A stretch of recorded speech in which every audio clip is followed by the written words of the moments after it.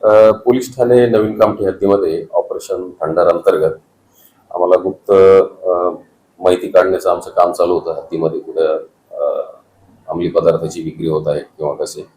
आम्हाला माहिती मिळाल्यावरून येरखेडा या ठिकाणी एक इसम आहे अजय राधेलाल सोनानी, हा बाहेरून MD हे अंमली द्रव्य आणून तो विक्री करत आहे अशी माहिती मिळाली आम्हाला. त्या आधारे आम्ही आमचे तपास पथकातील API यादव आणि स्टाफसह सापळा रचून त्याला ताब्यात घेतलं. तर त्याच्या झडतीमध्ये आम्हाला 3 ग्राम MD हे मिळाले त्याच्याकडून.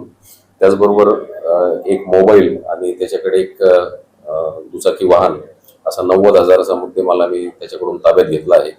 आणि यामध्ये त्यांनी हा माल कुठून आणला होता आणि ते कोणाकोणाला विक्री करणार होता याबाबत आम्ही तपास करीत आहोत. आज माननीय न्यायालयासमोर त्याला आम्ही हजर करणार आहोत आणि त्याची पोलीस कोठडी घेणार आहोत. काय वाटतं सर या गुन्ह्यासंदर्भामध्ये, या MD संदर्भामध्ये काही टोळी वगैरे कामठी शहरामध्ये सक्रिय आहे का?